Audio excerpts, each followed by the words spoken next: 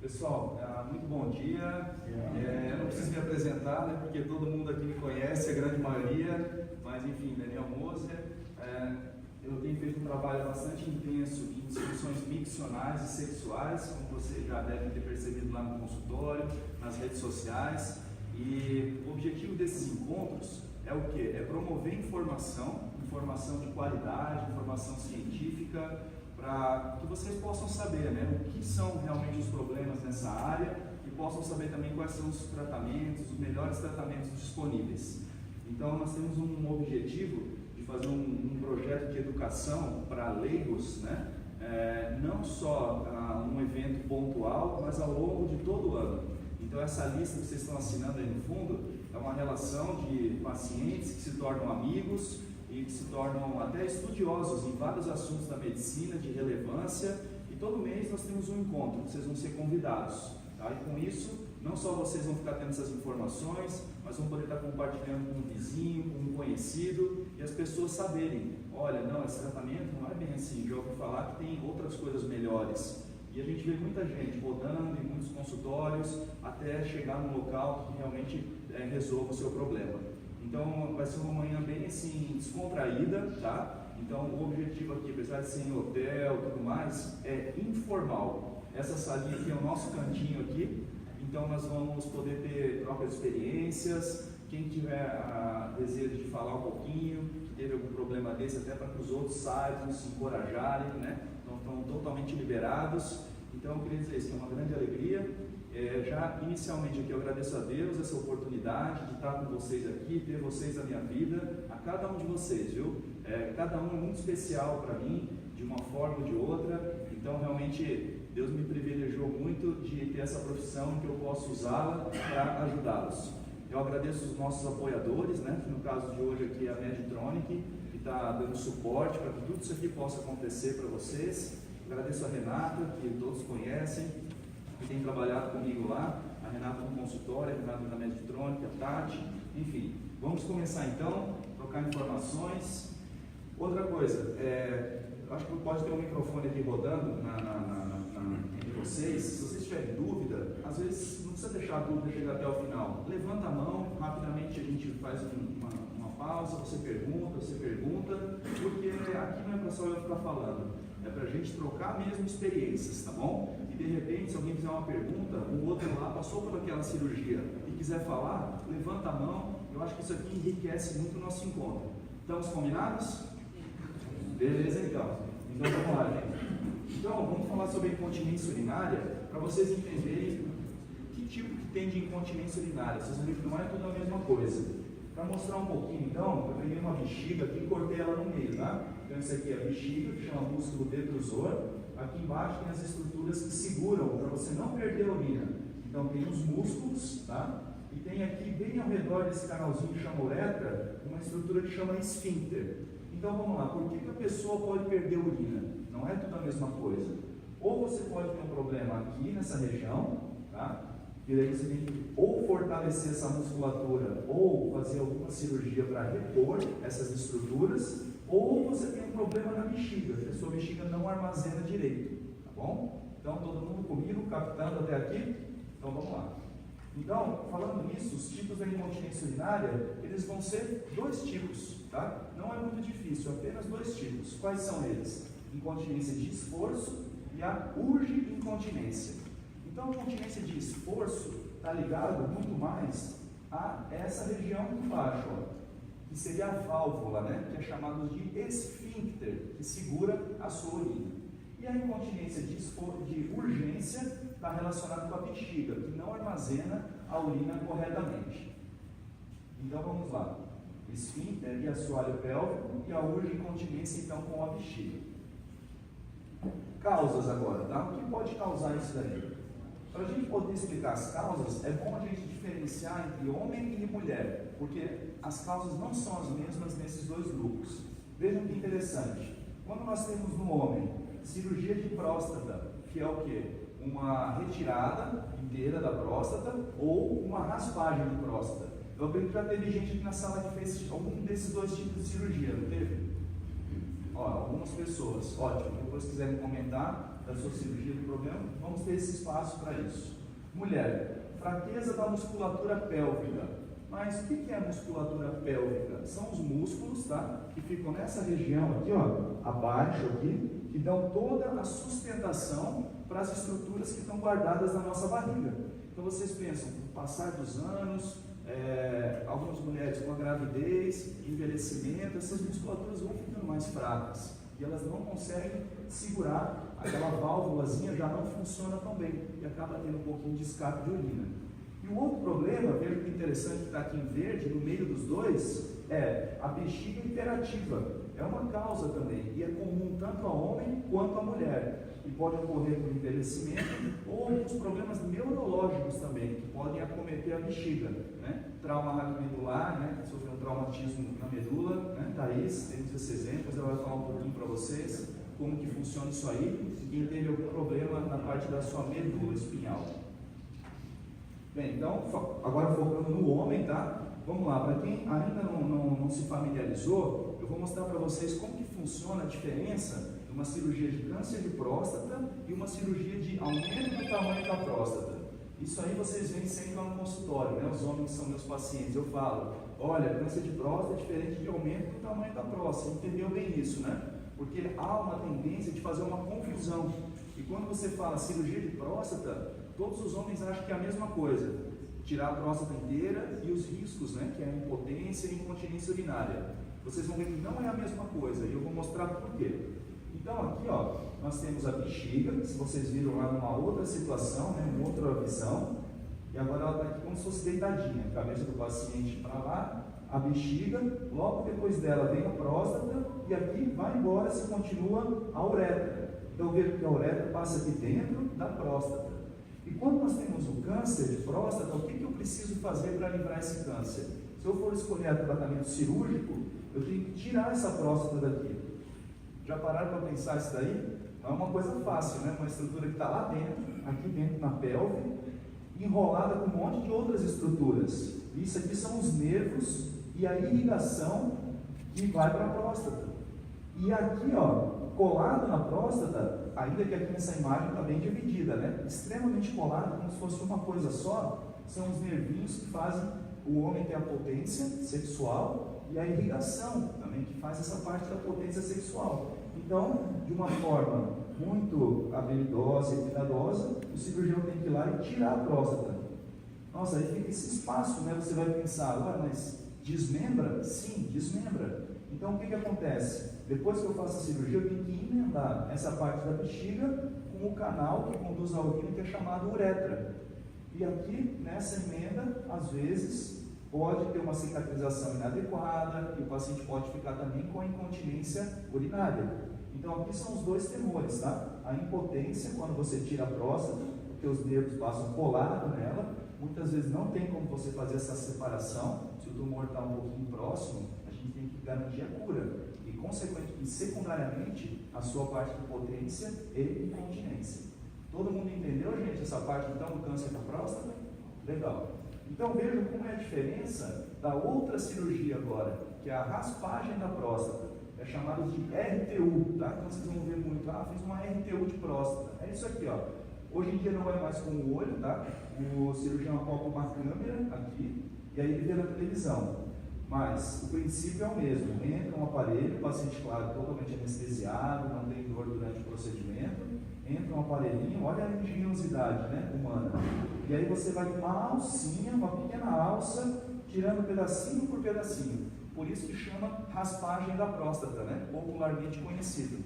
Então vejam a diferença, quando eu falo em câncer de próstata, tem que tirar a próstata inteira, não tem que tirar só um pedaço quando é câncer. E aí eu tenho perigo dessas estruturas que passam fora da próstata, por isso que tem o risco da incontinência e da impotência. E quando eu faço a raspagem, é só por dentro, eu tiro o miolo. Então por isso que dificilmente você vai ter um problema de incontinência e impotência praticamente nunca, tá bom?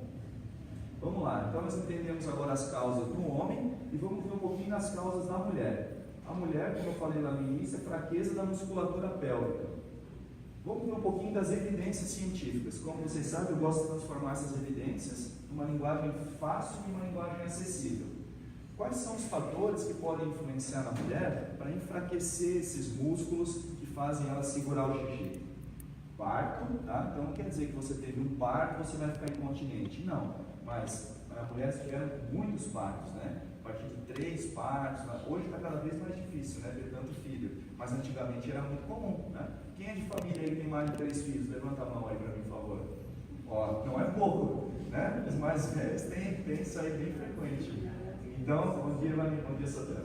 Então, realmente, isso aí acontece, tá? Então, o número de partos é mais importante do que o parto, ter o parto ou não. E a via de parto, né? Então, não quer dizer que teve 1 ou 2 partos normais, você tem mais risco, não, mas 3, 4 partos normais, a gente sabe, vai influenciar na musculatura. Eu vou mostrar logo uma imagem que vocês vão concordar comigo. A obesidade, então, quando muitas vezes chega lá para a gente tratar a incontinência urinária na mulher, eu sempre falo, tem que perder um pouquinho de peso. Por quê? Às vezes, perdendo peso, você diminui toda a pressão, porque aqui dentro da nossa barriga, ela tem uma capacidade de se esticar, correto? Então, se eu começo a aumentar muito, eu fico com obesidade, eu aumento a pressão em cima da minha bexiga e, consequentemente, facilitando eu ter esse escape de urina. Então, às vezes, só o tratamento da obesidade já resolve. E também é bom tratar a obesidade, porque se eu fizer uma cirurgia, a chance de voltar a perda da urina ela é maior em pacientes obesos. E fatores hereditários. Então, claro, tem gente que vai ter uma tendência maior, porque essa musculatura na constituição dela é mais fraca. Densidade óssea, então quando nós vamos envelhecendo, vai perdendo a nossa força, a concentração, né, dos nossos ossos. Então, a partir dos 40 anos vai diminuindo cerca de 1% todo ano. A menopausa, então, acentua esse processo de perda da densidade óssea, diminuição de hormônios, principalmente esse hormônio, o estrógeno. A massa muscular também vai perdendo e o colágeno, que são todas as estruturas que fazem os músculos ficarem no lugar certinho e agirem para você não ter incontinência urinária. Bom, então isso aqui é uma imagem, é um corte, né? Como se a pessoa estivesse deitada assim, voltada para vocês, assim, o perinho voltado para vocês. Então aqui é a parte da abertura vaginal, só que está sem a pele, descoberta, é uma dissecção anatômica, tá? Então é como a gente usa para estudar lá na faculdade. Então tem os músculos, tá? Então vejo que são muitos músculos. Parece uma coisa só, né? Quem olha. Mas cada filetinho desse é um tipo de músculo com uma função específica. Então é bastante complexo mesmo. E olha só, através desse pequeno buraquinho aqui que passa um limão, muitas vezes tem que passar um melão, né?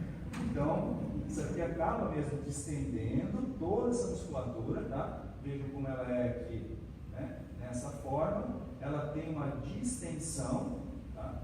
E a maioria dos casos ela volta para o lugar, mas ela pode sim sofrer uma distensão, dependendo se for o parto mais difícil, e esses músculos aqui ficam enfraquecidos, porque depois junta lá que eu mostrei menopausa, diminui o hormônio, diminui o colágeno, e aí você pode começar a ter incontinência urinária. Agora, um outro tipo de corte, como se a pessoa tivesse de lado assim para vocês, ó. Aí cortou assim, só para vocês entenderem as estruturas que existem. Então aqui a parte posterior nós chamamos o reto, né? Canal anal. Aí logo aqui na mulher vem o útero e aqui vem a bexiga, tá? Então nessa sequência. E aqui é o canal vaginal. O que acontece? Quando tem um enfraquecimento dessas estruturas, a tendência do reto, do útero e da própria bexiga é ir para onde tem menos pressão, que é justamente o canal vaginal. Por isso que às vezes acontece a formação daquelas bolas na vagina, tá? Que aqui é chamado de prolapso. Alguém conhece algum parente ou alguém que teve essa questão de prolapso saindo? Teve, né? Era a pessoa mesmo? Era sua mãe, né? Você, né? Aí, ó, então, acontece esse enfraquecimento, né? E as estruturas vêm embora, tá? Hoje o tratamento é simples, rápido, eficaz, e muitos pacientes não vão até o tratamento por justamente acharem o contrário, que é muito complicado. E nós vamos falar isso aí no tratamento, para vocês entenderem um pouquinho. E essa parte aqui, ó, é a uretra da mulher. Vejam que é bem mais curtinha. E é aqui, quando dá o enfraquecimento nessa região, é que a mulher fica com a incontinência urinária. Então vamos lá. E a última delas, que é comum tanto ao homem quanto à mulher, são os problemas que ocorrem onde? Na bexiga. Tanto o homem quanto a mulher tem bexiga. O homem tem algumas estruturas específicas, por exemplo, a próstata, a mulher o útero, mas a bexiga todo mundo tem igual. E as dois, tanto o homem quanto a mulher, pode ser acometido. Quem já ouviu falar disso aqui? Bexiga hiperativa, levanta a mão, por favor. Pouca gente, isso é muito bom. Então a bexiga hiperativa, o que ela é? A bexiga hiperativa é assim, ó, a bexiga, quando nós estamos aqui conversando, é para ela estar lá quietinha, sem se mexer. Só que em algumas situações, ela apresenta pequenas contrações da musculatura. Só que o nosso organismo, ele é tão perfeito, tão sensível, que uma mínima contração já manda uma mensagem para o nosso cérebro e fala assim, opa, você está contraindo é porque está cheio, vai no banheiro. Só que ela está pegando uma armadilha na gente muitas vezes. Quando nós temos um problema chamado bexiga hiperativa, ele faz essa contração, igual se a bexiga estivesse cheia, mas aí que está. Muitas vezes ela não está. Aí é aquele problema que você tem que ir rápido, tem que ir correndo no banheiro, fazer o xixi, e acreditem, muitas pessoas, quando contraem tão forte essa bexiga, ela vence a resistência daquela válvulazinha e escapa o xixi. Faz o xixi mesmo na calça, no mercado. Então é um problema, né, quando chega nessa situação. Então vamos lá. Geralmente é caracterizado por isso, pela urgência, tá bom? Então quem tem bexiga hiperativa, urgência. Então é um diagnóstico que não precisa de um exame para ser feito. Então se você chegar e falar assim, doutor, eu tenho uma urgência constante, está me incomodando, eu já posso fazer o diagnóstico clínico, através da história clínica, que você tem bexiga hiperativa. E aqui já acaba o tratamento, só pela história clínica. É claro que eu tenho que descartar uma infecção de urina, algum outro problema, mas eu já tenho uma ideia na minha cabeça do que pode ser esse diagnóstico. Acompanhado de frequência aumentada. Então eu tenho aquela vontade louca para ir no banheiro e muitas vezes ao longo do dia. Vamos lá, quanto que é o normal para a gente urinar ao longo do dia? Depende da quantidade de água que você vai tomar. Mas imagine, a nossa bexiga em repouso, ela deveria armazenar pelo menos aí uns 300 ml. Então imagine que você toma bastante água, você toma 2 litros de água por dia.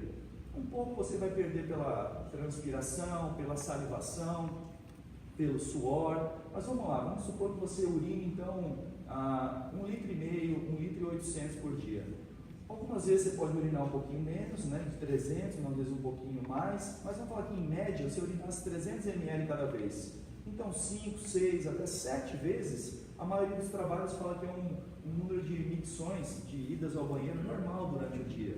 Quando isso começa a ficar mais, 10, 12, 14 vezes ao dia, acreditem que pacientes que vão 20 vezes por dia no banheiro é um problema, né? Imagine você trabalhando, ter que ir 15 vezes por dia no banheiro, atrapalha a sua rotina. Agora, o que é mais interessante, o ser humano tem uma capacidade de adaptação fenomenal, até com essas coisas ruins. Ele se acostuma tanto que começa às vezes até a achar que aquilo lá é normal. E não é. Então, é um motivo aqui dessas informações. Saber que muitas vezes está com um problema, afetando a sua qualidade de vida, e a gente muitas vezes nem sabe disso, né? E, como eu falei, pode ou não ter a incontinência, a perda da urina. Por favor, Cláudio, tem mais um microfone? Pode ser. Essa aí da constante urina, eu tenho um funcionário e tivemos um problema com isso. Ele ia, assim, em uma hora, ele chegava aí 3, 4 vezes, até mais. Então fala o seu nome, o que você trabalha? Desculpa. Imagina. Eu sou o Clóvis Paixão, eu sou coordenador de administração e gestão de condomínio. Tá, então já imagina, a portaria saía Então, direto. ele saiu muito. E ele me falou que era devido ao remédio que ele tomava, cortisida, alguma coisa assim. Troclotiazida. Era o remédio que causava isso. Isso é o mesmo remédio? Pode causar isso? Obrigado pela sua pergunta. Gente, então, é muito importante isso. O problema não é que você urina muito. Esse remédio que o Clóvis falou, hidroclorotiazida, ele é justamente você não ter retenção líquida, né, do seu organismo. Então ele produz a urina. Tudo bem, produzir a urina é normal. Só que a nossa bexiga, ela tem que ter uma capacidade de armazenamento. Então era para ela comportar 300, 400 ml por dia. O que se esse homem urinasse muito, urinar 2 litros, vamos dizer, por dia, que é bastante, ele iria 5 vezes. Mas ele tinha um problema onde? Na bexiga. Então ele não tinha mais o armazenamento, ele não tinha mais aquele reservatório que era para a bexiga estar agindo, tá bom? Então, quando a gente pergunta como é que você está urinando, e a gente brinca entre os urologistas quando vai para o congresso, o paciente sempre vira e fala, doutor, estou urinando até demais. Aí você já começa a ficar preocupado, porque na verdade você tem que urinar o número certo, né? Passou de 7, 8 vezes por dia, pode ser um problema. Obrigado, Cláudio. Por favor. Só uma Fala aí o seu nome, para a gente conhecer. conhecer. Meu nome é José. A dúvida é o seguinte, a gente está falando aí de ida no banheiro, né? A gente segurar, por exemplo, está com a bexiga cheia. Você segurar isso por um tempo, porque às vezes a gente está na viagem, está numa situação assim que a gente não tem como ir ao banheiro. Isso é um mal ou não? Acho só mais. Quando a gente toma bastante líquido, né? Assim, eu acho que a gente vai várias vezes no banheiro, né?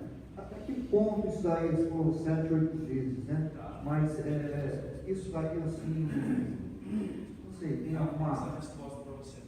É o seguinte, gente, então, a pergunta do José. Quando que é normal você segurar o xixi, está numa viagem?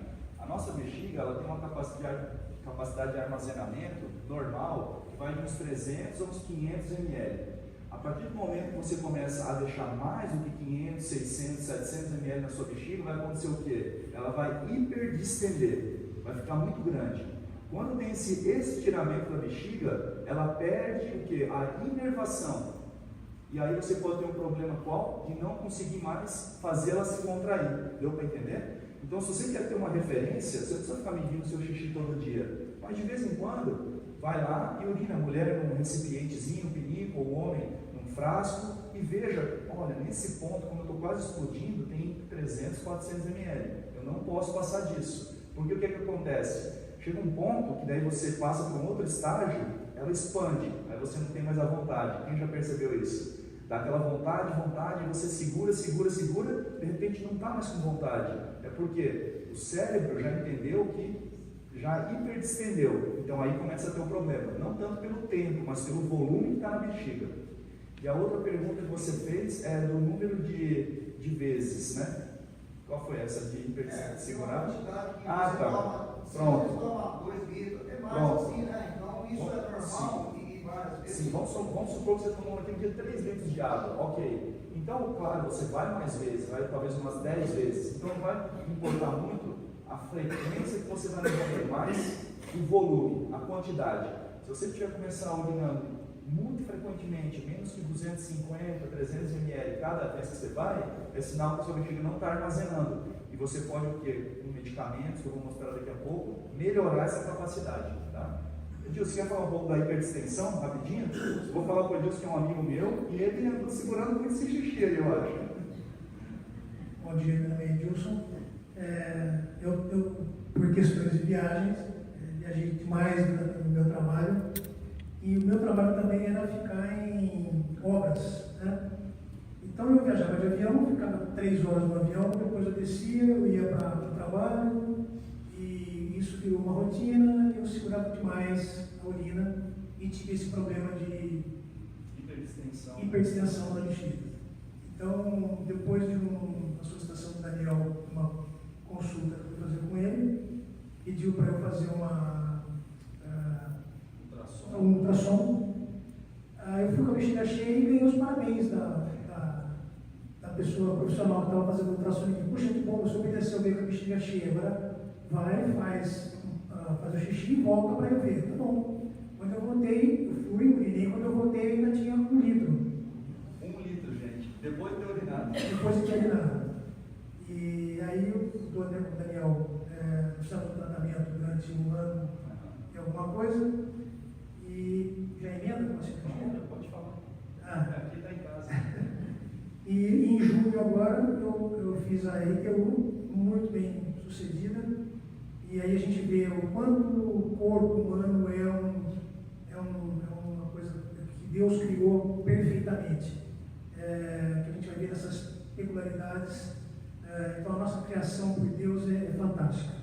Então eu, depois da cirurgia, fui fazer um exame lá no consultório do Daniel e urinei, esvaziei a minha bexiga perfeitamente. E o meio do caminho, você ficou fazendo o que no ano? Cateterismo? 1 ano e 8 meses, acho que eu adiado, fiquei fazendo, eu passava o catéter, né? Eu usava um catéter para tirar todo o volume da bexiga. Foi um tempo Muito bom. um desafio. Sim, Edilson, se está cumprindo aquilo lá que a gente tinha conversado, né? Um dia você ia falar sobre sua questão para outras pessoas, né? Eu sei que você queria que eu fizesse aqui para mostrar. Vai ser depois, todo mundo. Nós combinamos. Renato, pode trazer o pote. Gente, então vocês vejam que coisa, né? O Edilson foi esclarecido, né? Ponte Pretano, né? Ainda por cima, não é bobo.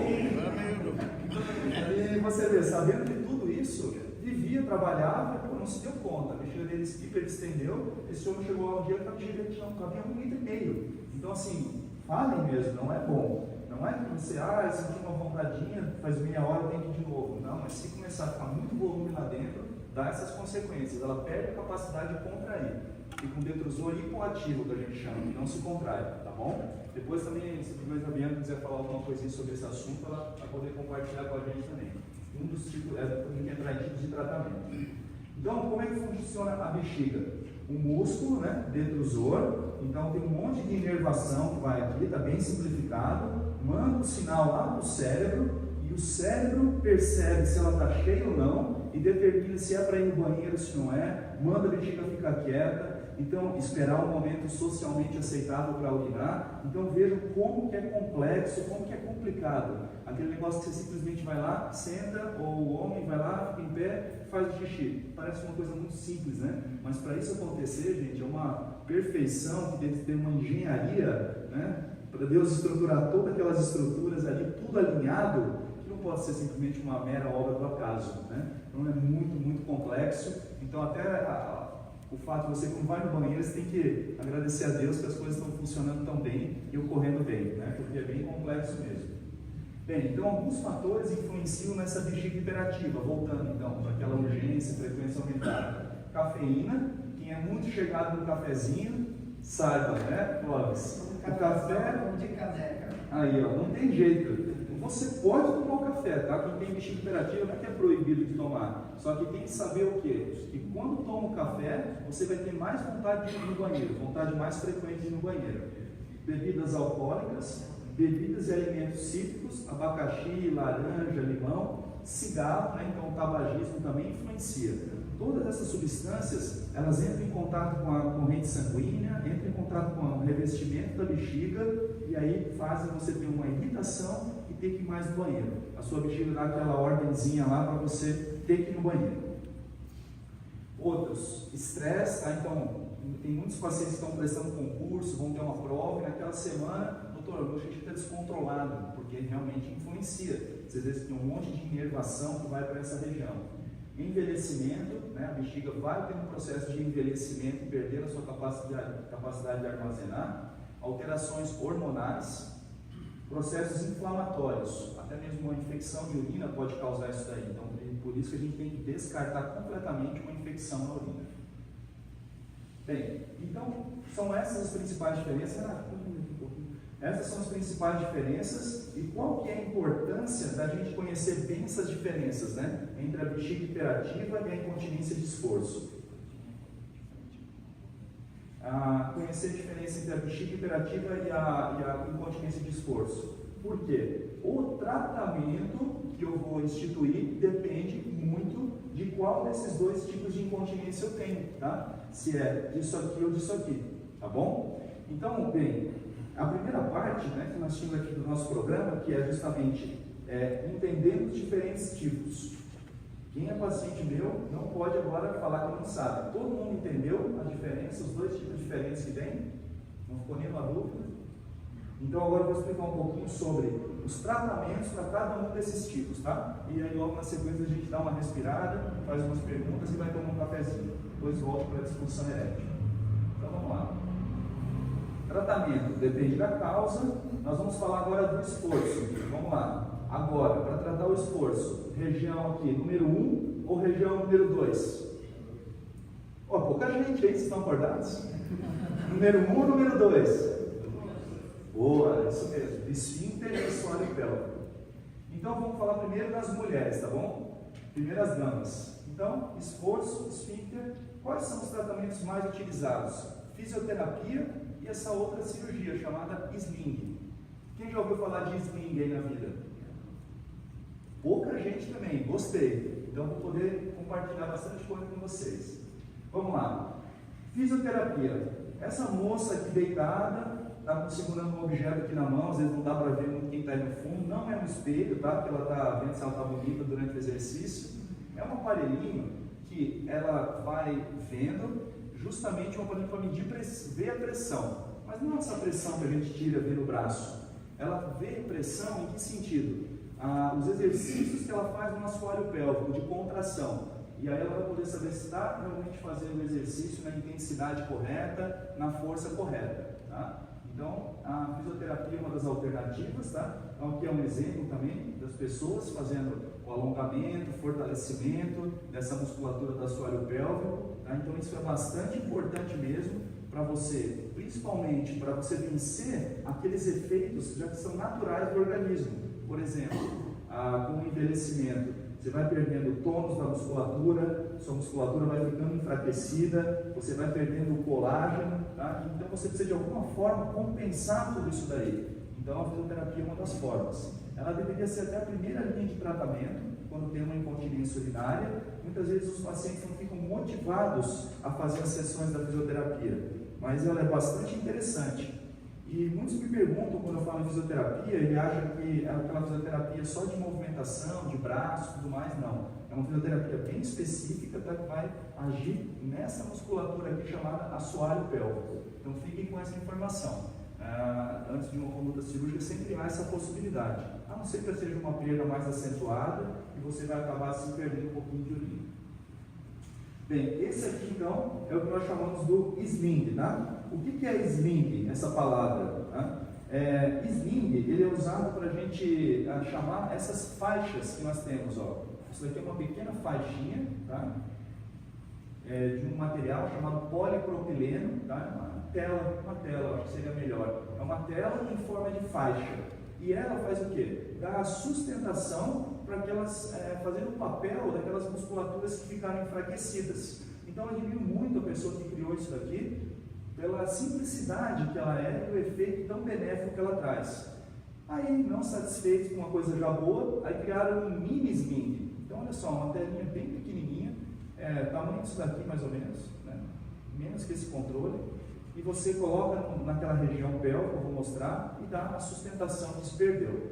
Então aqui, ó, aqui é a paciente, né, deitada, aqui é a parte da vulva, temos aqui em cima a clitóris, aí aqui a uretra, está com uma sonda, que a gente passa uma sondinha só durante a cirurgia, o paciente nem vê, porque já está dormindo e quando acorda já está sem. E aí faz uma pequena incisãozinha aqui, ó, logo abaixo da uretra. Então por essa incisão, o que é feito no sling? É passado aqui, ó, através de uma agulha que conduz, ela entra aqui, sai nessa região e eu passo um bracinho da tela para cá. Venho aqui do outro lado, passo aqui nessa região, sai aqui, puxo o bracinho para cá. E aí, é essa visão aqui mais ou menos, ó. Essa aqui é uma pelve, né? É o osso que a gente tem aqui, a bacia, e ele passa bem nesse círculo aqui, ó, que a gente chama de forame. Passa aqui dentro e sai nessa região. E aí fica dessa forma, ó. É uma faixa passando de um lado para o outro, por baixo da uretra, que dá a sustentação que você perdeu. Tá? Todo mundo entendeu mais ou menos como é que funciona? Por favor. Esse sling, ele corrige prolapso? Não tem nada a ver. Boa pergunta. Não corrige prolapso. Por quê? Essa imagem é bem boa para explicar isso. O prolapso, o defeito é que principalmente essas estruturas aqui, ó, o útero, bexiga, eles migram para cá. Então no prolapso eu tenho que fazer o quê? É uma tela também parecida com essa, só que eu tenho que fazer a fixação aqui atrás, ó, nesse ossinho aqui, ó, de trás. Agora veja que interessante, como assim no osso de trás? É porque comunica, né? Essa região anterior, ela tem uma comunicação com a nossa parte posterior. E através da vagina você consegue fazer isso. Então é uma cirurgia também rápida, só que é um outro local, mas usa uma telinha também, né? Eu acho que usou para a senhora, né? Não cheguei a colocar. Né? Perfeito, não precisou. Maravilha. E pode ser feito também sem a tela.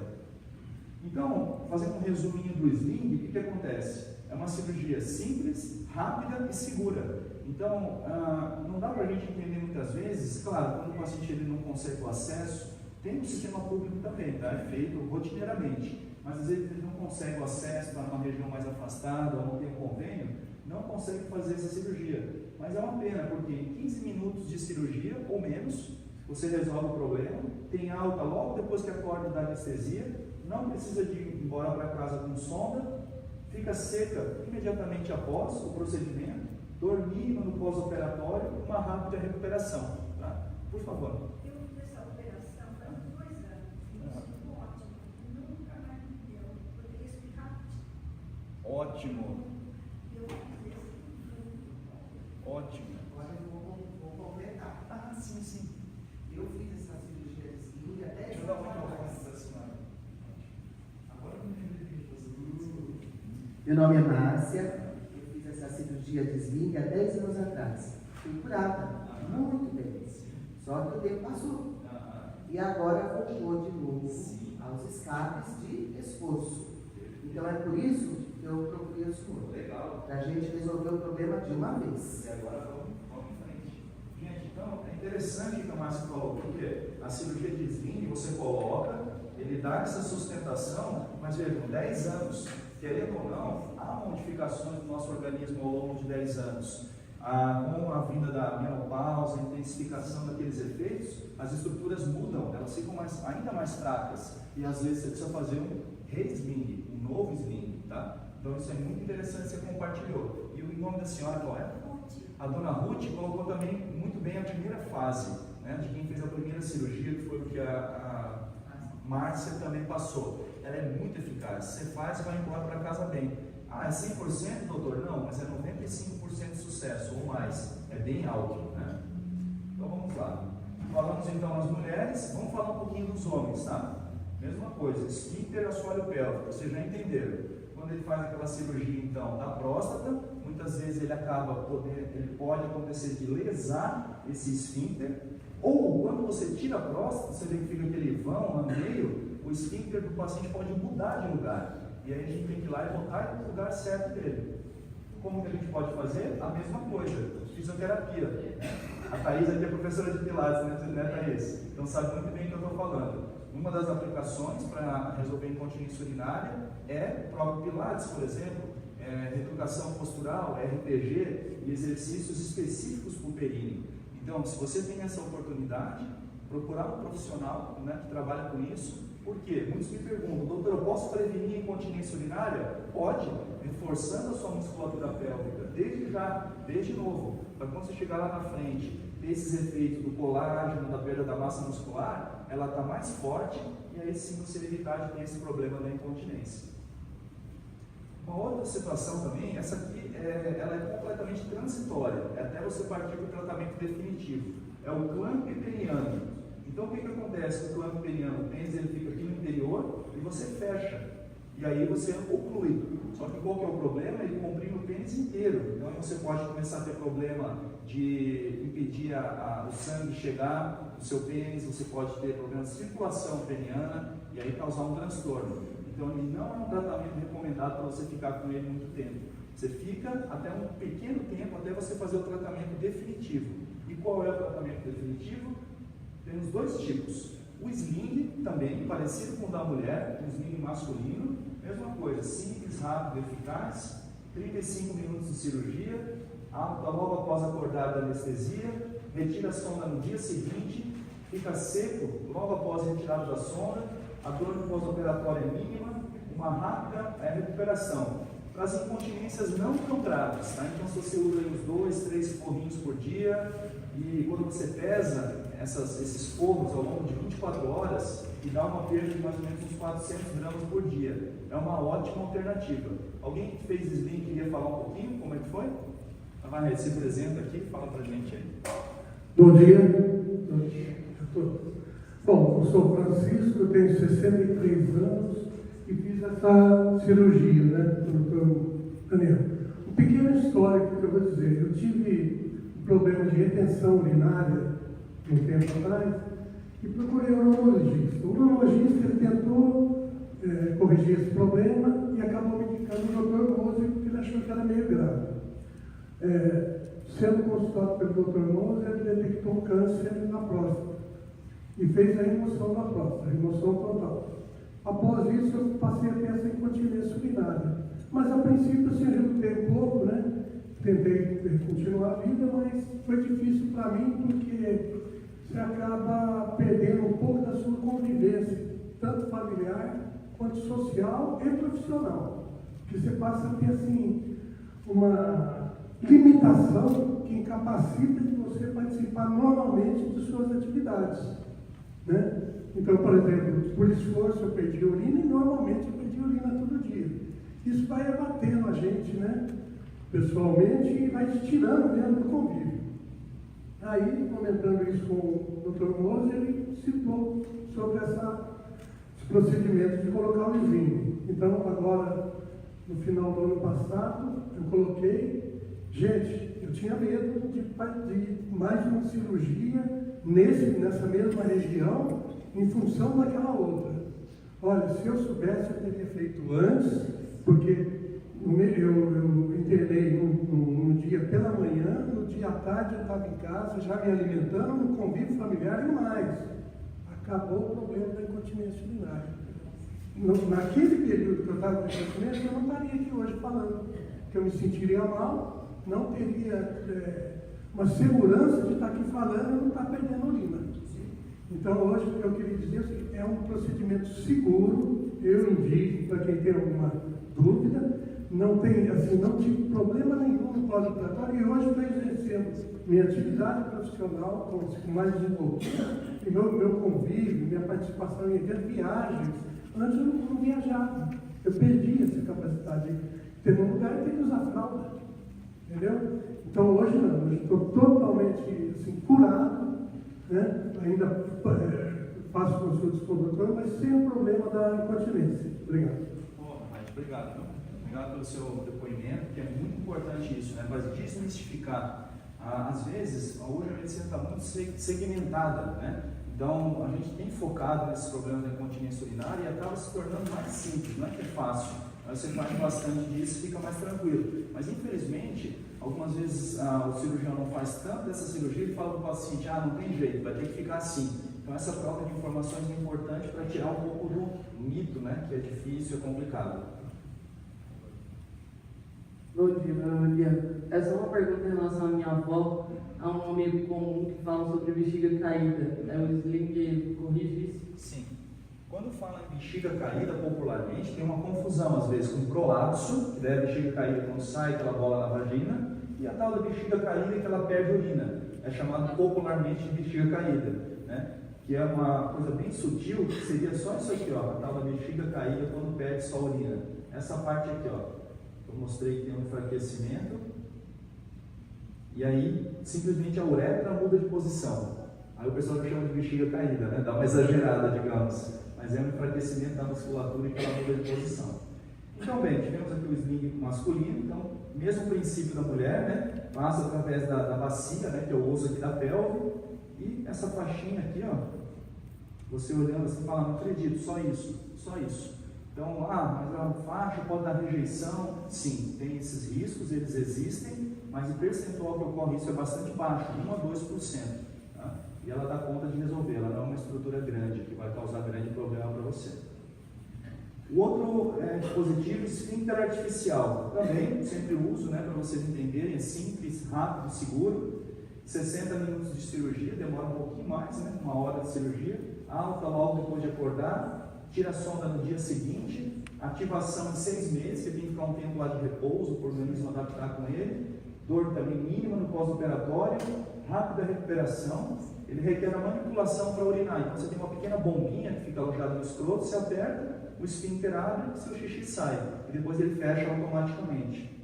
E é para uma incontinência um pouco maior, quando já tem mais de 400 gramas de incontinência. Então vejam, pelo fato de ele requerer um pouco ativação para urinar e é um dispositivo mecânico, né, que ele muda, tal, ele tem maior revisão, que nem a Márcia colocou em 10 anos, ela teve que fazer a revisão do sling dela, com 10 anos, em torno de a maioria dos pacientes, 60%, 70%, acaba tendo que fazer a revisão do esfíncter.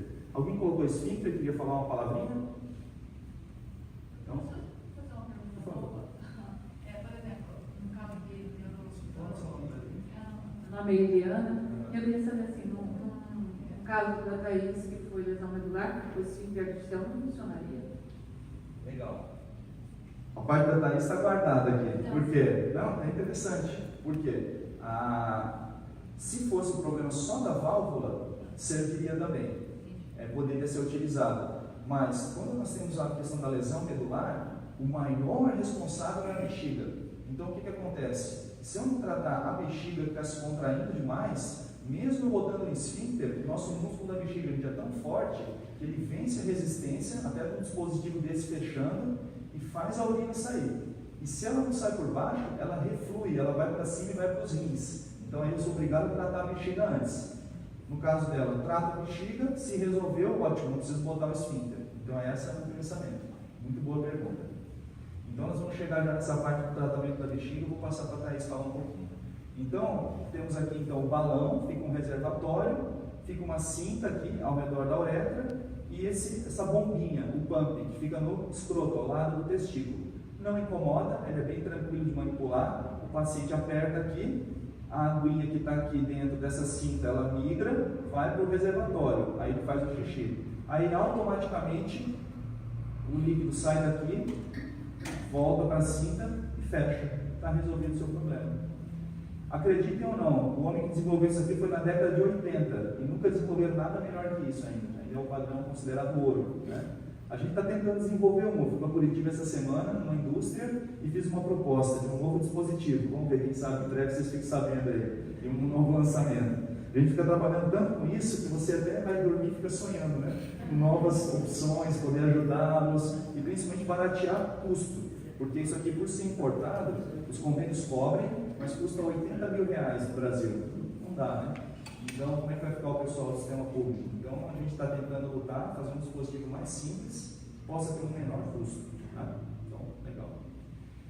Agora sim, vamos lá. Tratamento da urge-incontinência. Todo mundo entendeu como é que fecha o nosso escapamento agora, né? A válvula. Tem inúmeras maneiras. Agora nós vamos ver como é que eu trato a bexiga. Vamos lá. A bexiga vai ficar quietinha durante o armazenamento, mas tem algumas pessoas que ela é teimosa e não fica quieta e acaba fazendo escape da urina. Vamos lá, de novo com a nossa fisioterapia. Thaís, hoje estou fazendo muita propaganda para você aqui, hein? Então vocês vejam que a fisioterapia ela anda de mãos dadas com a urologia. Nós sempre temos a oportunidade de fazer fisioterapia para os problemas urinários. Lembre-se sempre disso. Então são as terapias comportamentais e fisioterapia. Não falei para vocês que esses alimentos eles são irritativos para a bexiga? Então eu sempre falo para o meu paciente, não é que você é proibido de tomar, pode tomar, só que só lembrar que no dia que você fizer uso dessas medicações, naquela semana apenas, você vai ter um efeito maior. A cafeína, as bebidas, os alimentos cítricos. Então se você está com uma frequência meio descontrolada, dá uma evitada naquele período, né? Porque isso aí vai influenciar. Tomar muito líquido antes de dormir. Tem gente que fala para mim, doutor, eu levanto 3, 4, 5 vezes à noite para fazer xixi. Aí quando eu pergunto, falo, não, sempre antes de dormir eu tomo um copão de vitamina, como uma melancia, um abacaxi, e aí já viu, né? Eu vejo a minha esposa aqui, a gente sempre tem vitamina à noite, mas tem que tomar mais cedo, senão até eu levanto à noite para fazer xixi, gente, não tem jeito. Então a gente 2 horas antes de dormir controlando essa quantidade, já dá tempo de você tomar. Outra coisa importante, quem vai lá no meu consultório e fez aquele exame de fluxo já, eu falo, vem com a bexiga cheia, né? E aí muitos perguntam assim, doutor, tomei 10 copos de água já, agora? Eu falo, gente, não tem um cano aqui, da boca na bexiga. Ele tem que passar no seu estômago, no intestino, percorrer, ser absorvido, aí produz. Então, por isso que a água, antes de dormir, você tem que tomar. Quem levanta muito à noite, se você não tem esse problema, não precisa. Tomar umas 2 horas antes, para dar tempo de entrar, passar no estômago, intestino, absorver, ir para a bexiga, aí dá o tempinho de você urinar antes de dormir e ter uma noite de sono tranquila, tá bom? Então, esse é o racional de por que é feito isso. Ué, por que esse negocinho aqui na perna das pessoas? Agora vamos começar a entrar numa área que é o quê? Dos estímulos elétricos. Então, como vocês viram lá, todo o controle da bexiga é feito pelo cérebro e através de impulsos elétricos que ficam percorrendo lá, cérebro, bexiga, velocidades, a velocidade da luz, mais rápido ainda, e que vão dar esse controle. Então, para esse problema de bexiga hiperativa, eu posso tentar um estímulo elétrico. Aqui nesse nervinho, que é um nervinho que sai aqui, é um ramo de um nervo lá de cima, que inerva também a bexiga e a perna. Então, mandando estímulos ali, algumas vezes eu posso controlar. Então a mensagem desse slide, saiba que para bexiga hiperativa, isso aqui que eu estou falando, urge incontinência, até desculpa eu não ter colocado, é a mesma coisa que a bexiga hiperativa, por exemplo. Eu posso usar fisioterapia para o tratamento também. A segunda linha, então, medicamentos. Posso usar medicamento para fazer esse tratamento. Os medicamentos.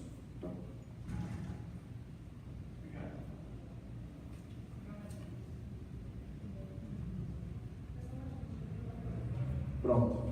O efeito do medicamento, ele dura enquanto você tomar. Por quê, gente? Isso aqui não é uma doença, vamos usar um exemplo de câncer, igual um câncer que você vai lá, tira e resolveu. Vamos usar outro exemplo, uma infecção bacteriana, estou com uma infecção no meu olho, eu lá tomo um antibiótico, acabou. Não, isso aqui é um problema do funcionamento do seu organismo. Então, por isso que, enquanto você estiver com uma situação, você tem que estar tomando remédio para controle. Por isso que a gente foca tanto em fazer as medidas comportamentais, porque senão você vai estar sempre com estímulo, promovendo problema, e você vai ter que estar continuamente tomando remédio. Quais remédios que a gente tem no mercado hoje? Retemic, Vesicare, Libedric. Até fizemos um levantamento aqui. O grande problema dos medicamentos acaba sendo o preço, né? Então, nós temos aqui variando, por exemplo, o preço de medicamento, R$260, dependendo do remédio aqui, ó, chega a 360, isso dá o quê? 2.000, 3.000 no ano, é um custo muito alto, né? Então, realmente isso aqui se torna um problema, até mesmo para você manter o tratamento. E quando nós vamos em palestras médicas, é até engraçado, eu vejo meus colegas, e eu mesmo, por exemplo, dados da literatura, falar, o paciente não adere ao tratamento, ele não toma. Gente, a gente não pode fechar os olhos, isso aqui é um preço, é um valor caro para qualquer paciente. Dr. Calil, nós estávamos falando sobre isso hoje de manhã, né? O custo dos medicamentos, né? O Dr. Calil é um endocrinologista aqui, quando o senhor vê isso, o senhor falou uma frase muito interessante, mas por que o paciente não vai, como é que é? Fala para mim ela de novo lá de médico. Perdoe os propagandistas que estão presentes, mas o médico velho, como eu, não recebe visita do propagandista, porque, primeiro de tudo, que a clínica dele não é como era, diminui, por vários motivos. E o propagandista gosta de ir visitar o médico, porque ele tem a certeza que vai medicar a medicação que ele está expondo. E ultimamente, eu tenho 54 anos, não de idade, 54 anos de médico, né? Mas no tempo que eu comecei, a consulta era 2 vezes mais cara, os remédios não eram tão caros, agora ficou o contrário. A consulta custa 500 e o remédio custa 2.000. Então eles não visitam mais o médico velho, porque o médico velho, a primeira pergunta que ele faz, pergunta, quanto custa esse remédio? O vidinho custa 280, eu não tenho clínica para isso. Então ele vai procurar um médico novo, porque o médico novo receita, ele recebe os congressos de graça. E médico velho só vai com dinheiro do bolso. Obrigado. Eu pedi para ele dar essa contribuição pelo seguinte, gente, não é apenas, né, do custo. Óbvio que os tratamentos têm um custo, para o desenvolvimento tem um custo. Para vocês terem uma ideia, como o remédio chegar no mercado, ele pode chegar a ter um custo, às vezes, de R$1 bilhão. Porque as regulações são extremamente rigorosas. Você tem que dar remédio para milhares de pessoas durante muito tempo, fazer estudos, né? Aqui na Unicamp a gente fez muito tempo de pesquisa clínica. Daniel, eu só queria dizer que quando o remédio é caro e a patologia exige, exato, tem que receitar. Eu ia chegar nisso aí. Mas se tiver uma outra área. Exatamente, então o senhor leu meus pensamentos. Então o que eu ia falar com isso? Que é importante, gente, isso aqui, ó, informação. Porque você tendo essa informação e você saber, não, realmente eu vi, realmente tem esse problema, eu preciso tomar esse medicamento para isso, ok. Mas, infelizmente, muitas vezes são prescritos remédios e não tem uma boa indicação, não era aquele momento, acaba sendo forçada essa indicação, como o Dr. Calil falou. Eu uso muito uma frase, né, fazendo até uma analogia bíblica, que fala, dai a César o que é de César, dai a Deus o que é de Deus. Vejam isso, dai a indústria o que é da indústria, a parceria, a necessidade, mas dai ao paciente o que é do paciente. Então a gente tem que dar realmente o que o paciente precisa e não criar uma indicação para isso, tá? Então fica essa mensagem também, bastante atenção. Você está fazendo um tratamento, às vezes é um medicamento caro, pegue uma segunda opinião, veja se realmente é aquilo. Na parte urológica, nos consulte, mande mensagem lá, a Renata passa, a gente tenta atender da forma que for possível, esclarecimento. E principalmente venha nos encontros, né? Que essa é a forma que a gente tem tempo, que às vezes no consultório não tem, para bater papo e esclarecer tudo isso. Muito bom? Vamos seguir então. Então, muito bem, tem alguns pacientes que eles estão tomando medicamento e nós acabamos de ver, o preço é alto, tudo mais, aí você vai falar, poxa, não tem alternativa? eu gostei, eu não conheci o Dr. Calil, eu conheci hoje de manhã. Ele veio aqui, ou ficou sabendo, mas ele foi uma amizade muito boa que eu já fiz agora. Por quê? Ele trouxe informações relevantes de um médico que já está há muito tempo no mercado e tem muita experiência. E o paciente pergunta, doutor, mas não tem uma outra alternativa? Sim, existem alternativas. Quando o medicamento não funciona, ele não é mais eficaz, porque ele tem um limite também de ação. Você pode partir para outras opções. Uma delas é a toxina botulínica. E também pode ser utilizado para pacientes em que não querem mais também ficar tomando remédio. Então, é uma outra opção a toxina botulínica. Falando agora na toxina botulínica, que é o Botox, é o mesmo que a gente usa para a dermatologia, para aplicar, para tirar as rugas da testa. Como que ele funciona? Ele faz uma paralisia dessa musculatura em que ele é aplicado. E ele também pode agir fazendo uma paralisia na bexiga. Então, vocês lembram lá da bexiga hiperativa? O que acontece com ela? É para ela estar quietinha. Só que em algumas situações ela fica fazendo o quê? Exatamente. Pô, vocês já estão ficando experts aqui, né? Contraindo em horário que não deve contrair. Eu entro com medicamento para tentar fazer esse controle. Muitas vezes não dá certo. E tem algumas situações que não dá certo mesmo, porque o descontrole neurológico é muito grande. Exemplo, vou falar para a Thaís, falar um pouquinho para a gente aqui, quando você tem uma lesão medular. Você sofreu um acidente, teve uma lesão na medula, perdeu completamente a regulação entre o cérebro e a bexiga. E como que eu vou falar para ela? Bexiga, por favor, fica quieta, para de incomodar a Thaís, para de contrair. Ela não respeita. E aí a gente tem que ter uma forma de ir lá e mandar ela ficar quieta. Aí vem o Botox. Então eu vou aqui para a Thaís falar um pouquinho, né, de como foi a história dela, essa lesão, e qual foi o caminho e o tempo que ela demorou até chegar e saber desse tratamento e ser tratada.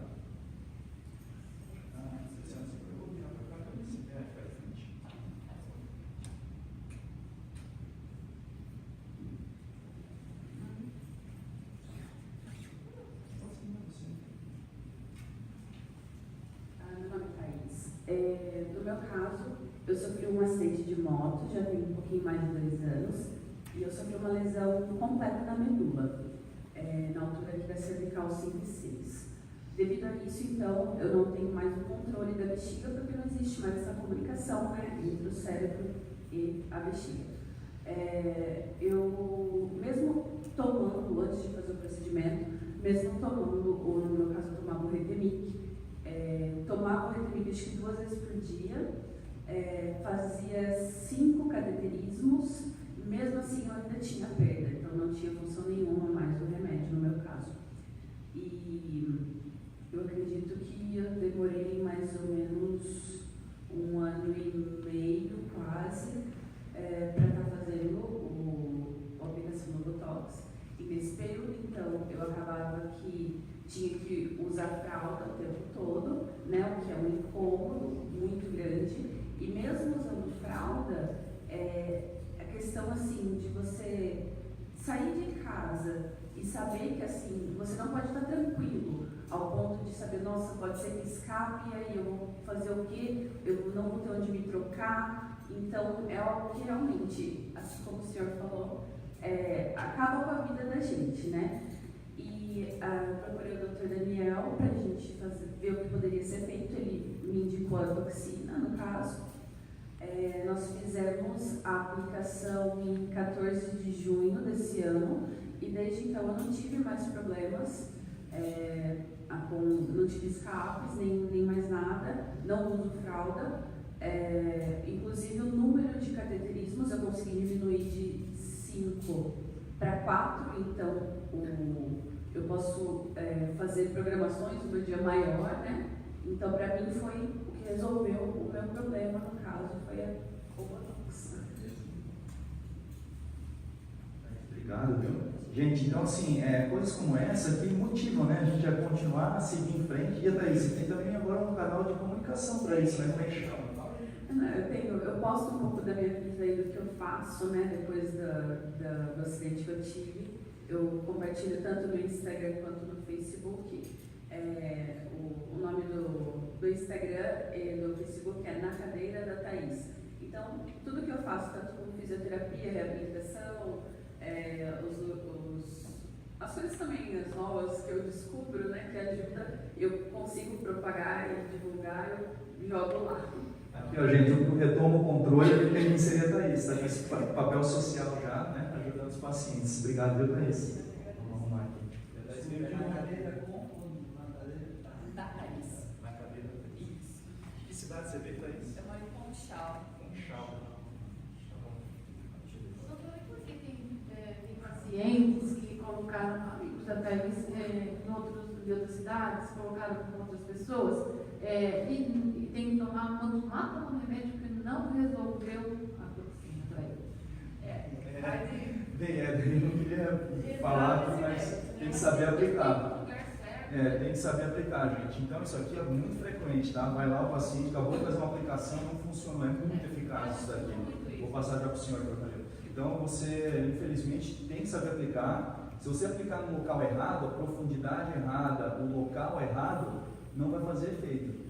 E aí, tem que fazer uma reaplicação e assim por diante. Claro, tem um percentual que vai falhar, mas não é a regra, seria a exceção. O normal é que dure aí até uns 6 a 9 meses, como tem sido dela, né? Uns 6 meses, talvez aí para o início do ano, abril, março, vamos fazer uma reaplicação. Mas muitas vezes a dose não adequada e o local de aplicação.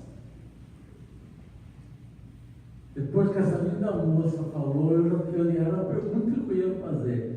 O senhor quer essa pergunta? Não, Pelo menos assim, eu falei hoje, eu queria fazer uma pergunta para você. Não, bem seguida. Qual a melhor orientação clínica ou cirúrgica, né, para o quadriplégico? Na incontinência urinária total. E a pergunta que eu ia fazer, que eu já vou aproveitar para fazer, eu fui orientado por um outro urologista muito competente, que quando eu completei 80 anos, ele falou assim, olha, agora 80, 81, você está livre dos exames, porque a estatística de câncer de próstata não é tão abusiva na 80, 90. E na bela palestra que assisti de você disse que todos os velhos acima de 90 anos vão morrer prostático com câncer. Então, como é que a gente faz? Quem fez 80 anos continua fazendo o exame anual ou para? Ótima pergunta. Então, vamos lá. A primeira, a do quadriplégico, se for o problema na bexiga, tá? É a toxina botulínica, não tem conversa, ele é o melhor tratamento mesmo. Se tiver o problema aqui na válvula, no esfíncter, é mais difícil de resolver, você pode usar aquele esfíncter artificial. Quanto ao tratamento do câncer de próstata, funciona assim, ó.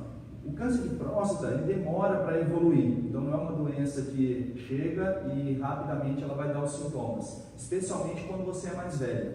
Então já é uma doença que vai lentamente crescendo.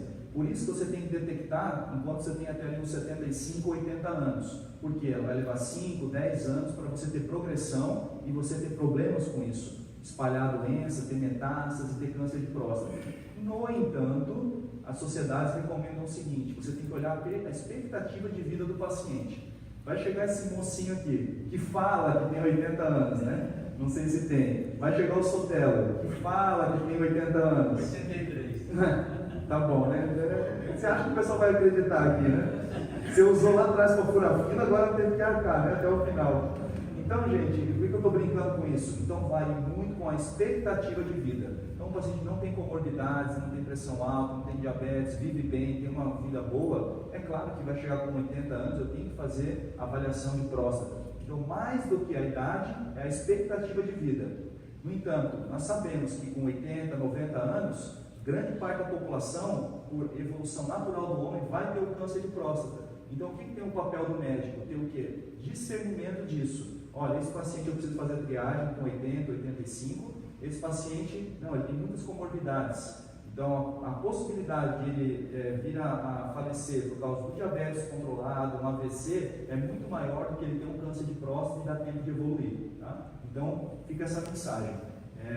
Expectativa de vida. Então, você tem uma boa qualidade de vida e está tendo cada vez mais. Com certeza, Calil, vai mudar isso daí. Vai começar a jogar mais para frente. Porque cada vez mais estamos chegando, como você, um bom padrão de qualidade de vida com idades mais avançadas. Cada 5 anos é suficiente? Na sua idade? Não, o homem tem que fazer anualmente. Anualmente, por quê? É o tempo entre você descobrir a doença e ela progredir. Então, de ano em ano, fazer o exame de PSA e o toque para o câncer de próstata. levando em conta a longevidade hoje das pessoas, tipo assim, uma pessoa já com uma idade bem avançada, esse tratamento com a toxina, ele teria alguma restrição? Legal.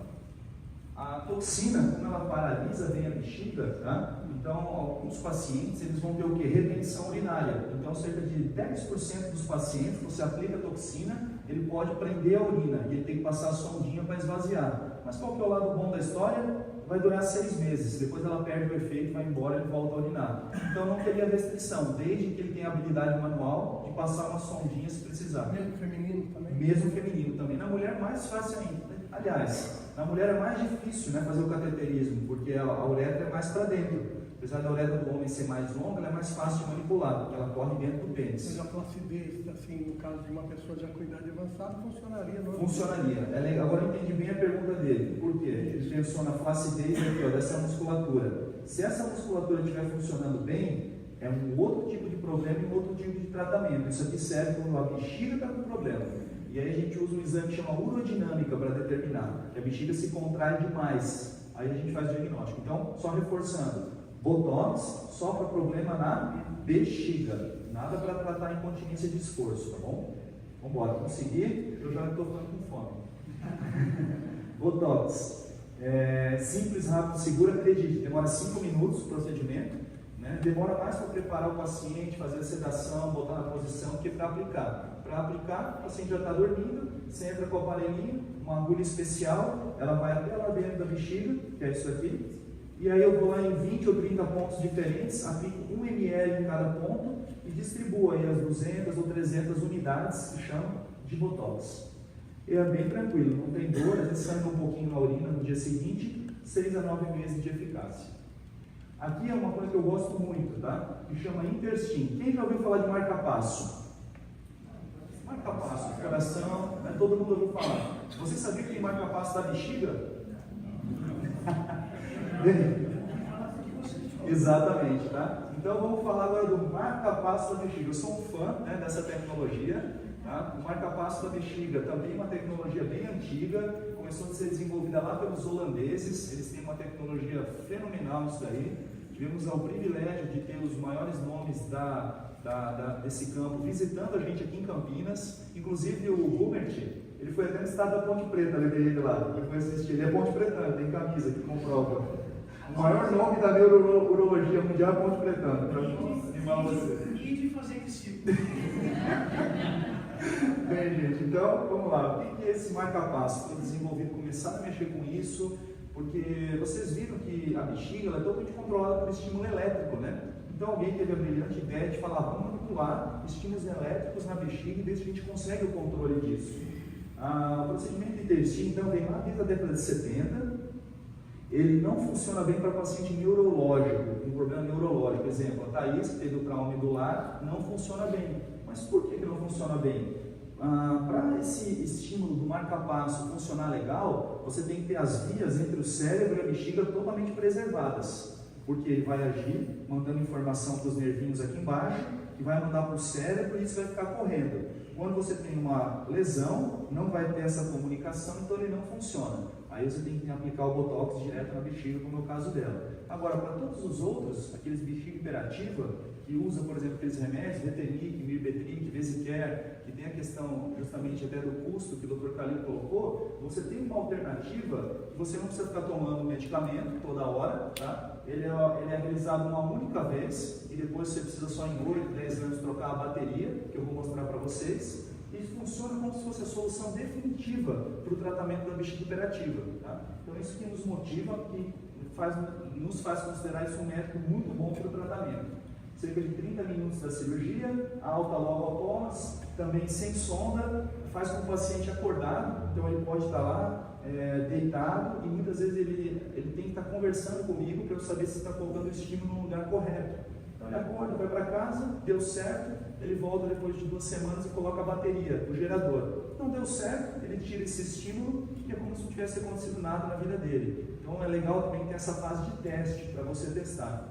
Rápida recuperação, não precisa de reaplicações e tem essa troca da bateria.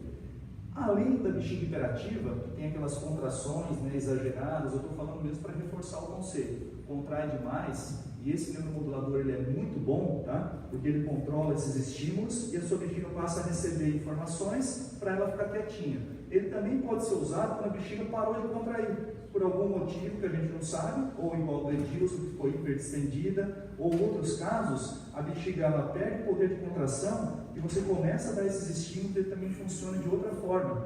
O mecanismo não é completamente explicado, mas ele dá informações elétricas e a parte da inervação da bexiga entende que ela tem que voltar a funcionar. Tá? Você quer falar alguma coisa, Bianca, dessa situação?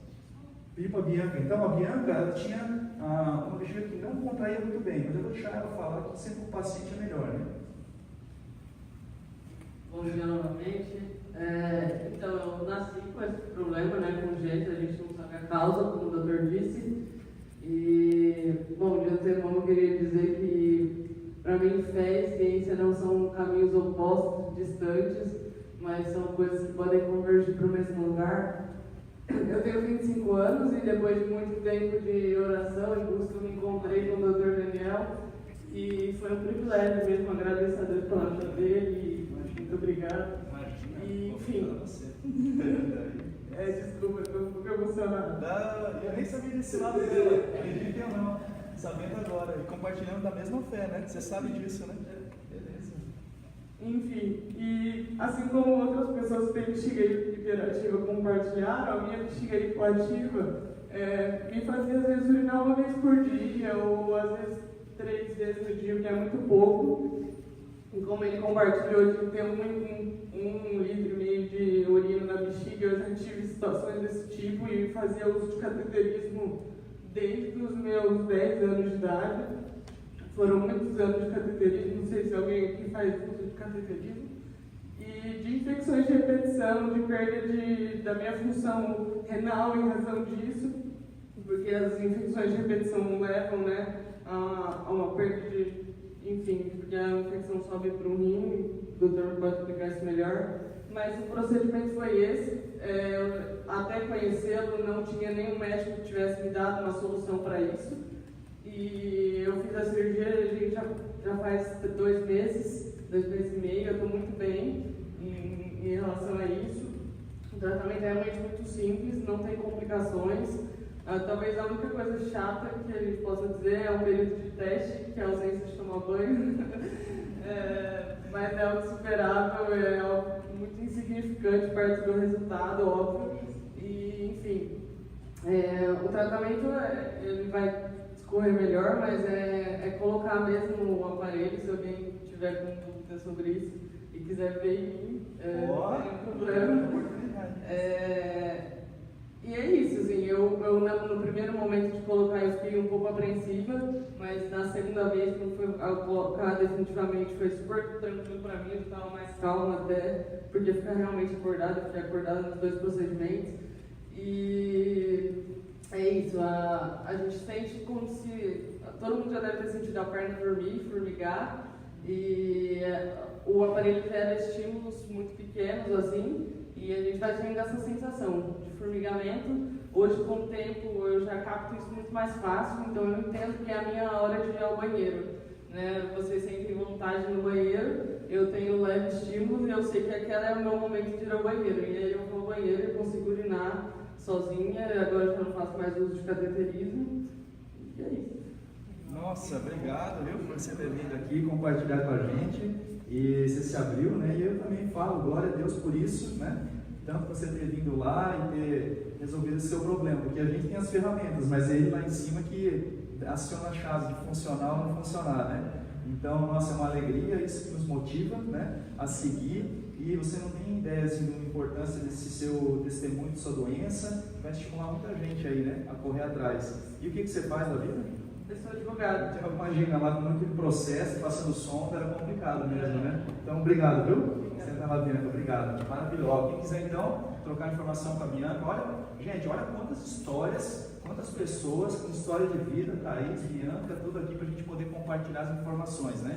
Nós vamos ter um lanchinho já e vocês podem tirar as maiores dúvidas aí e conversar com elas.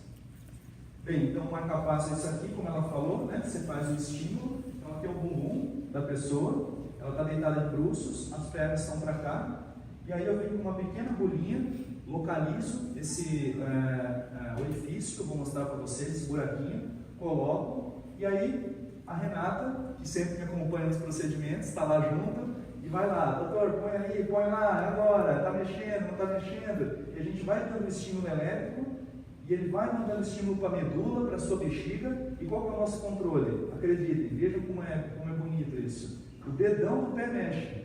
Por isso que a gente faz aquela fisioterapia, uma das possibilidades é estimulando lá atrás, né, no tornozelo. Então o dedão, ele tem uma inervação direta com essa parte da medula, percorre toda a perna. E lá ele movimenta, eu sei que está no lugar certo. E aí a gente segue. Então veja a ingeniosidade que tiveram para descobrir isso daí, né?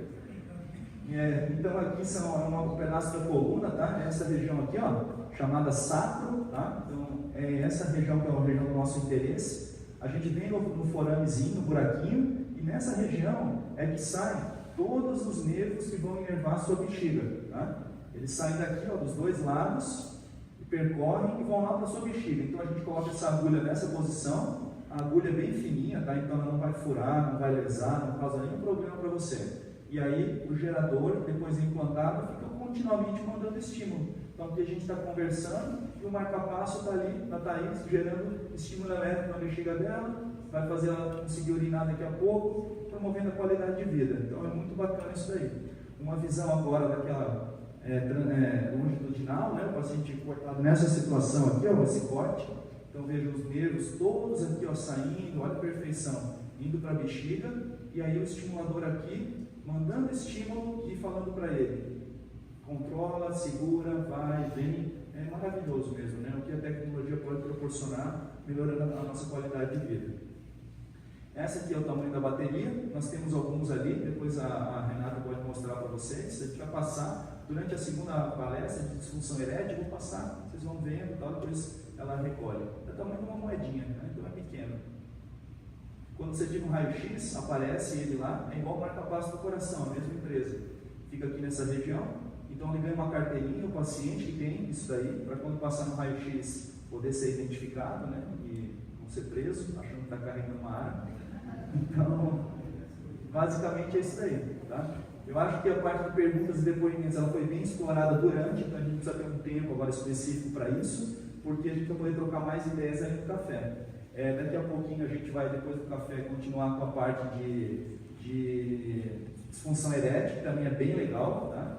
Mesmo você sendo mulher, mas é importante você ajudar o seu marido a tomar as decisões do tratamento e explicar para outras pessoas.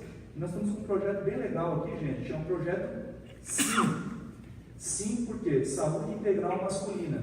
Então, toda primeira terça-feira de cada mês, nós estamos reunidos. Quem já foi no primeiro aí? Já temos algum? Foi legal? Bacana, né? A gente troca ideia, troca experiência, faz um lanche e o melhor de tudo, está formando uma rede de conhecimento e de amizade. Então, cada mês vai ser um tema diferente, tá? Não é que eu sou urologista, vai ser só urologia. Não, pelo contrário, a gente quer fazer uma atenção integral à saúde do homem. Ah, peraí, doutor, então é só para homem? Não. Porque quem que é o principal responsável pela saúde do homem dentro da casa? A mulher, quem é casado sabe disso, né? Senão o homem não vai no médico, não cuida da comida direito, come qualquer porcaria, né? Então a mulher é fundamental nessa parte.